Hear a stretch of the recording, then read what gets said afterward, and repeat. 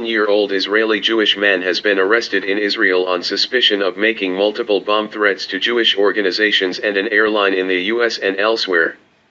The unnamed individual, who lives in Israel, reportedly in the southern city of Ashkelon, but has joint US Israeli citizenship, was arrested at the request of the FBI, which has been examining a wave of threats against Jewish centers. The arrest took place after a months-long undercover investigation by an Israeli police unit specializing in cybercrime. Police seized a number of computers as well as other equipment during the arrest.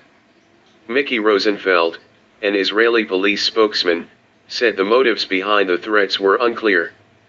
Rosenfeld alleged the suspect was the guy who was behind the JCC threats, referring to Jewish community centers, and said advanced technologies had been used to mask the origin of calls and communications to synagogues, community buildings, and public venues. He didn't use regular phone lines. He used different computer systems so he couldn't be backtracked, Rosenfeld said. The suspect also made threats in New Zealand and Australia, Rosenfeld alleged.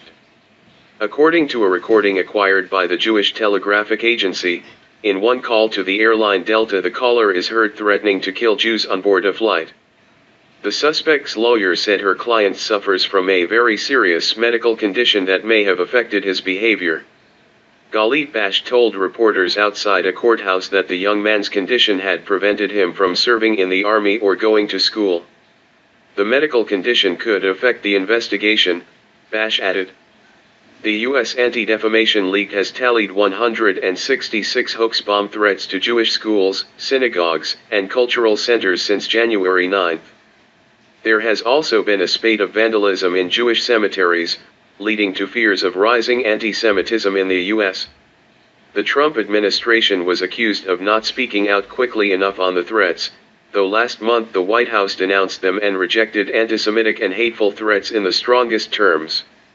Despite efforts to mask the source of the calls, police investigators in New Zealand and Australia were able to identify the IP address of the computer used as being inside Israel.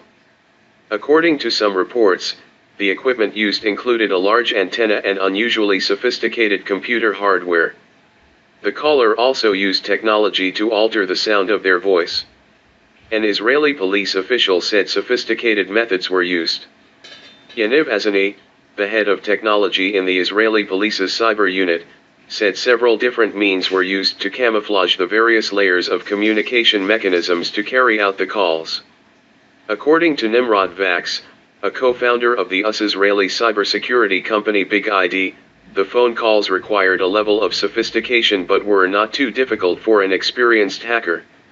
Rosenfeld said the investigation was carried out with the help of the FBI and police from other countries.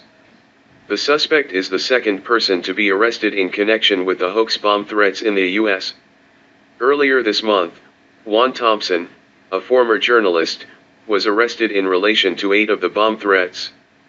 Federal officials said some of the calls were made in the name of Thompson's former partner as part of a campaign to harass and intimidate her. Commenting on Thursday's arrest, Israel's public security minister, Gilad Erdan, said, "We hope that this investigation will help shed light on some of the recent threats against Jewish institutions, which have caused great concern both among Jewish communities and the Israeli government."